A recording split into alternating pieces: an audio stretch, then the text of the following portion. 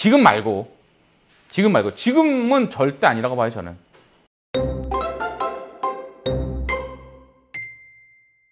강남 빌딩을 결론은 사지 말라는 건데, 이제 사지 말라고 하는 이유는 사라고 하는 사람이 많으니까 사지 말라는 거죠. 근데 누가 사라고 하냐면 중개법인들한테 한동안 연락이 없었습니다.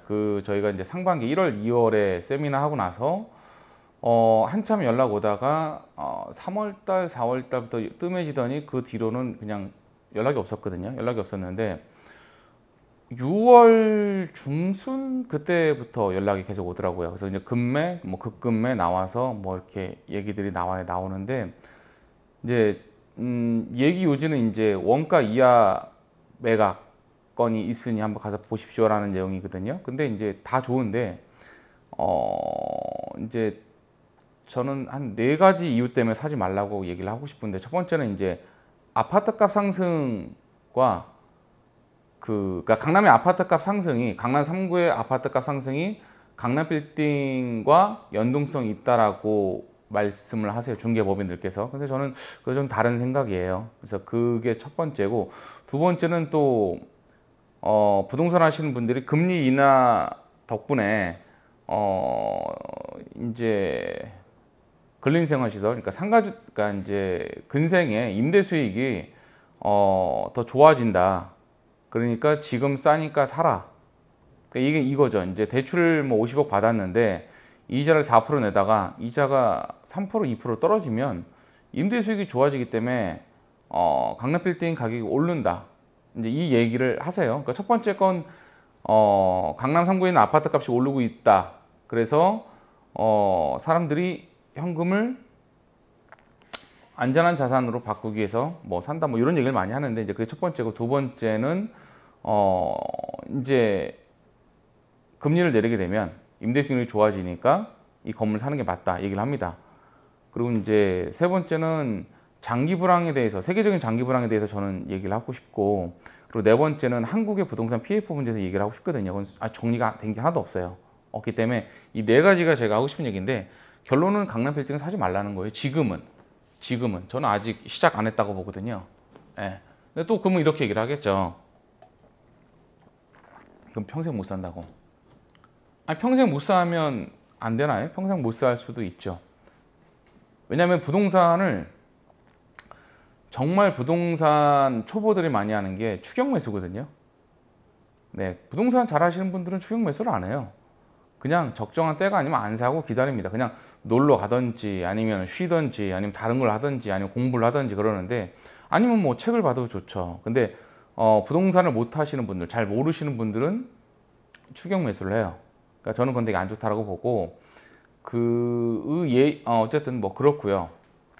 첫 번째 얘기가 이제 그 강남 3구의 아파트값 상승이 지금 굉장히 뜨거우니까 곧 이게 강남 꼬마 빌딩의 전이 될 여지가 크다라는 얘기를 하시거든요.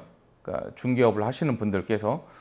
근데 저는 이제 이거 관련해서는 조금 거리가 먼 얘기라고 말을 하고 싶어요. 왜냐면 강남에 있는 빌딩의 가격이 100원짜리가 200원이 됐습니다. 3, 4년 동안 100원짜리가 200원 됐어요. 그리고 그 200원에서 지금 20원, 30원 떨어졌어요. 20원, 30원 떨어졌는데 이게 지금 그 상태에서 멈춰 있다고 저는 봅니다. 왜냐하면 급급매 나온 것들 막상 가보면 수지 분석 다 무시하고 주신 거 다 무시하고 제가 계산을 해보면 그 사람들이 손해보다 아주 조금 손해보거나 아니면 손해 안 보거나. 그러니까 여기서 손해본다는 범위는 뭐냐면 등록세, 취득세, 부동산 중개 수수료까지는 손해보는 경우가 있지만 에쿼티가 무너지거나 아니면 건축 비용을 일정 부분 포기하는 이런 상황들은 없어요. 현재 제가 받아보면 그거는 저는 아직 버티고 있다고 보는 거죠. 그리고 강남 빌딩과 강남 3구의 아파트가 가장 다른 차이점은 뭐냐면 아파트는요 거주를 할 수 있습니다. 예, 그리고 전세 놓기가 쉬워요. 근데 지금 강남에 있는 꼬마 빌딩은 임대를 낮은 가격에 임대를 주는 순간 건물 매가가 떨어지기 때문에 임대를 못 주고 공실로 가져가야 되는 거예요. 그리고 제가 볼 때 이제 숨겨진 수면 아래 있지만 아직 이슈화 되지 않은 문제는 코로나 이후에 정말 그 수익률 때문에 급하게 지어진 건물들의 수준도 낮거니와 그리고 하자도 많을 겁니다. 보통의 강남 빌딩의 세팅이 원가 75억 세팅에서 95억에 파는 거를 목표로 많이 진행이 됐습니다. 그러니까 일반적으로 보통 50평에서 60평 정도 대지를 뭐 1억이든 1억 5천이든 1억 2천이든 그러니까 1억에서 1억 2천 또는 8천에서 한 9천 정도 매수를 해가지고 거기에 건물을 연면적 뭐 200평 전후로 지어서 이거를 75억에서 뭐 85억 또는 뭐 100억 이렇게 엑시트해서 대략 한 20억 정도 남기고자 해서 이 세팅을 정말 많이 해왔는데 중요한 건 뭐냐면 에쿼티가 다 작아요. 에쿼티가. 그러니까 전체 사업을 75억이던 80억에 매각하려고 진행하는 이 사업의 에쿼티가 채 30억이 안 돼요. 그렇게 진행을 해왔거든요. 그러면 이 사람들은 지금 공실이면 계속 이자를 내고 있죠. 계속. 왜냐면 한 50억 정도 조달을 했으니까 50억에 대한 이자가 4%면 얼마입니까? 연 2억이에요. 그럼 1800에서 뭐 1800 전후를 내고 있겠죠. 근데 중요한 거는 임대를 2500, 3000을 맞춰야 되는데 그러면 좀 숨 쉴 수 있는데 공실인 거죠. 왜 공실일까요? 공실인 이유는 당연해요. 건물을 잘 못 지었거나. 근데 가장 첫 번째는 뭐냐면 로케이션이 안 좋아서 그렇죠. 입지가 안 좋으니까 공실인 거고 그리고 애당초 설계 자체가 통임대로 설계를 했으니까. 근데 경기가 좋을 때는 통임대를 들어오죠. 기업들이. 근데 경기가 안 좋으면요. 부분 임대를 하죠. 제일 중요한 거는 꼬마 빌딩은 강남 빌딩처럼 갈 수가 없다라는 얘기를 하고 싶은 거예요. 그리고 지금 아까 조금 전에 말씀드린 것처럼 본인의 에쿼티가 손실날 정도로 매각하진 않아요. 그러니까 중개 수수료, 그 정도 손해, 등록세, 취득세 손실. 그러니까 대략 한 5억에서 10억 정도 손실 또는 자기가 앞으로 벌어야 될 기회비용에 대한 손실 그 정도만 손해를 보고 나오는 물건들이 있는데 그마저도 그 물건들이 그렇게 나이스한 게 별로 없어요. 네, 계속 공실로 놓고 비워놓고 있죠. 그리고 금리가 떨어질 거에 대한 기대가 너무 커요. 제가 볼 때는. 그런데 중요한 건 내년을 좋게 보는 그러니까 사업하시는 분들 중에서 내년이 좋을 거라고 보는 사람은 10%도 안 돼요. 대부분 80% 이상은 80%에서 90%는 내년이 힘들 겁니다. 어려울 겁니다라고 보고 있어요. 왜냐하면 우리가 몸으로 느끼고 있으니까. 왜냐면 일량은 줄고 매출은 줄었는데 물가는 비싸요 지금요. 그럼 물가가 떨어지나요? 그렇지 않아요. 네. 그러니까 하고 싶은 얘기는 뭐냐면 이게 중개업을 하시는 분들께서 강남 아파트를 빗대서 꼬마 빌딩이 지금 살 시기입니다. 매물이 곧 소진됩니다. 그리고 지금 가장 많은 매매 회수가 일어나고 있습니다. 이 말은 믿지 말라는 거죠. 그리고 이제 두 번째 얘기를 할게요. 금리 인하에 저는 매몰돼 있다고 생각을 해요. 사람들이. 그러니까 미국의 금리 인하에 매몰돼 있다고 생각합니다. 왜냐하면 미국은 금리가 5%, 6%입니다. 네, 시장 금리가 우리랑 달라요. 우리나라보다 지금 더 높아요. 그리고 거기서 0.25냐 0.5냐 이거를 고민하고 있는데 저 개인적으로는 0.25든 0.5든 9월에 뭐 금리 인하를 할 거라고 하는데 전 딱히 그렇게 보지 않거든요. 시간 더 질질 끌면서 0.25 정도 하고 하반기 가서 한 번 더 할까? 왜냐면 지금 우리가 통상 알고 있는 거는 3번 정도 금리 인하를 할 거라고 알고 있어요. 뭐 9월에 금리 인하 한다고 얘기를 합니다. 그런데 실상 그렇게 할까요? 저는 그렇게 믿지 않는 입장입니다. 뭐 이제 왜 그러냐고 물어보시면 제가 부동산은 어느 정도 저 스스로 전문가라고 좀 생각을 해요. 근데 제가 경제 관련해서는 제가 전문가 정도 수준 아니라고 생각을 하거든요. 근데 그래서 이제 관련 자료들도 많이 보고 책도 보고 그리고 이제 뭐 지나온 세월이 있으니까 세월에 대한 경험도 많이 제가 반추해서 되돌아본단 말이에요. 그러면 지금 금리 인하를 해야 될 마땅한 이유가 있어야 되는데 딱히 그럴 이유가 없고 금리를 인하하지 않고 가만둬야 될 이유가 전 더 많다라고 생각을 해요. 네, 그렇게 생각을 하고 그리고 금리 인하를 한다고 해서 우리가 코로나 때처럼 또는 코로나 이전처럼 급격하게 금리를 떨어뜨릴 수 있나요? 왜냐면 원자재 물가가 지금 막 폭락을 해야 되는데 시장이 그렇지가 않거든요. 그렇지가 않아요. 지금 시장에서 물가가 굉장히 떨어졌다 그렇게 보는 입장은 별로 없습니다. 왜냐하면 그러려면 시간이 필요해요. 물가가 떨어지려면. 그러니까 불경기에서 시간이 필요한데 지금 우리가 불경기라고 느꼈던 순간들이 그렇게 길지 않거든요. 그러면 그 시간 동안 사람들이 내려놓고 포기하고 또 돈이 급해서 또 급전으로 돌리기 위해서 시장에 물건을 싸게 풀고 이게 반복돼서 순환이 돼야지 당연히 원자재 값도 떨어지는 거고 물가도 떨어지는 거죠. 근데 그런 시기는 저는 안 왔다라고 봐요. 개인적으로는 그렇습니다. 이제 제가 금리 인하 관련해서 드리고 싶은 얘기 뭐냐면 하더라도 늦을 거고 그리고 그거를 확인하고 사도 늦지 않다라는 거예요. 예. 왜냐하면 아까 1번 처음에 말씀드린 강남 3구 마용성에 그러니까 강남 아파트 값이 들썩인다고 해서 오른다고 해서 22주, 24주, 26주 계속 오른다고 해서 꼬마 빌딩이 오를 수는 없어요. 그리고 금리를 내린다고 해서 전처럼 파격적인 금리를 내리는 상황 안 와요. 왜냐하면 충분하게 인플레이션 관련해서 인플레이션이 잡혔고 거기에 상응하는 인플레이션이 잡혀서 모든 수치들이 완만하게 잘 나오면 그때는 좀 할 수 있겠죠. 근데 그런 부분들이 정리가 안 됐는데 어떻게 금리를 막 내립니까? 그럴 수가 없는 거죠. 그리고 정부에서 아파트 값을 불씨를 갖다 어떻게든 안 죽이고 살리려고 하는 이유는 한 가지예요. 왜냐하면 PF의 수지 분석이 깨지는 이유는요. 사람들의 심리가 죽어서도 이유가 있지만 중요한 건 원자재 값이 올라서 PF의 수지 분석이 안 나와요. 근데 이거는 아무도 말하지 않았던 건데 뭐냐면 전에 땅이 100억이 있고 공사비가 100억이 있어요. 그래서 이거를 시행을 해서 매출이 240억이 나와요. 그럼 40억의 수익이 있었어요. 그런데 어떤 문제가 발생됐냐면 시공비 100억이 150억이 된 거예요. 그리고 연체제도 있잖아요. 연체제도 한 20억 있습니다. 그런데 시장의 가격이 240억의 매출이 나올 줄 알았던 시장의 매출이 240억이 아니라 200억이 안 나오는 상황이 된 거죠. 결국 미분양인 거예요. 그리고 이걸 청산해도 마이너스 60억, 마이너스 50억인 거예요.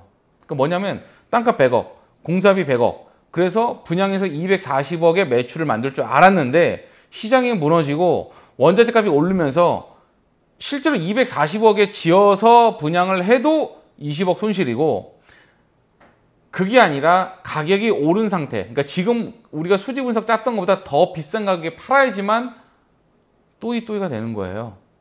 네. 그러니까 손익분기점이 안 나오는 거죠. 왜냐하면 건축비가 많이 올랐기 때문에. 그러니까 이런 상황인 거예요. 이런 상황에서 그럼 정부에서 뭘 하겠습니까? 그냥 다 판을 뒤집어 엎어가지고 다 공매 때려 넣어요? 아니잖아요. 자유협약을 만들어서 우선 시간을 지연시키자 했던 거고 그리고 시간을 지연시키는데 뭐 전에 말씀드렸었는데 NPL로 모자를 씌워서 시장에 유통도 시켜보고 아니면은 뭐 NPL의 형태를 가장해서 채권으로 해서 뭐 매각을 또 시도하게 됐었고 근데 이제 제가 이제 말이 좀 조심스러운 건 뭐냐면 이제 그렇게 진행을 한 것도 있고요. 그리고 저축은행에서 모자를 씌워가지고 차주를 바꾸든지 대출의 형태를 바꾸든지 사업의 내용을 조금 조정해서 바꿔서 이거를 시장에서 대출을 갖다가 대환한다 그러죠. 대환에서도 만들었어요. 근데 그런 게 많이 보이니까 금감원에서 니네 똑바로 해 지켜볼 거야 이렇게 얘기 나왔다고 제가 저번에 말씀드렸잖아요. 근데 이 상황들이 뭐냐면 중요한 건 이거는요. 요런 PF에 관련된 문제들은 제가 이제 네 번째 얘기할 게 부동산 PF 문제인데 세 번째가 세계적인 장기 불황이고 근데 결국 이제 PF 문제가 금리 인하랑 묶여 있는데 지금 이게 다 묶여 있는 겁니다. 묶여 있는 거예요. 묶여 있는 건데 우리는 너무 금리 인하에 매몰돼 있다라는 게 제가 하고 싶은 얘기예요. 금리 인하는 그렇게 크지 않을 거고 그렇게 빨리 진행되지 않는다. 그게 제가 하고 싶은 얘기예요. 왜냐하면 부작용이 많기 때문에 그렇게 빨리 할 수가 없다. 그래서 결과치를 보고 할 것이다. 라는 게 제가 드리고 싶은 얘기예요. 세계적인 장기 불황. 이거는 뭐 할 얘기가 없어요. 그냥 말 그대로예요. 이거에 공감하는 사람 누가 있습니까? 코로나 이후에 엄청나게 지금 시장에 돈이 많이 풀렸는데 물가 올랐어요. 그런데 이 물가 오른 거에 비해서 일자리는 줄어들었어요. 그리고 많은 사람들의 그러니까 자영업자들의 장사가 그전보다 더 안 된다 그래요. 여러 가지 이유죠. 첫 번째 외식 물가 올랐잖아요. 근데 중요한 거는 사람들이 느끼는 부담은 더 커요. 그리고 소득 수준이 그만큼 늘어나냐? 그렇지가 않아요. 그러니까 물가가 30% 40% 올랐는데 급여가 그만큼 오른 건 아니잖아요. 예. 그러니까 지갑을 안 열죠. 그럼 우리만 그럴까요? 다른 나라도 마찬가지예요.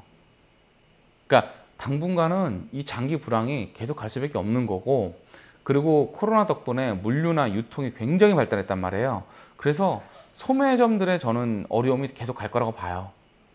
온라인 쪽은 더 활성화되고, 그게 좀 보는 입장입니다. 왜 이런 말씀 드리냐면 제 주변에서 자영업자 하시는 분들이 다 너무 힘들어요. 예. 그게 이제 제가 보는 세계적인 장기 불황이라는 부분이고, 그리고 네 번째는 부동산 PF 문제인데, 이거는 아까 제가 전제에서 말씀드렸다시피 숙제를 하라고 계속 푸시는 하지만 하진 않아요. 그리고 이게 원래 올해 연말까지였거든요. 어떻게 바뀌었냐면 금감원에서 야, 내년 2월까지 정리해.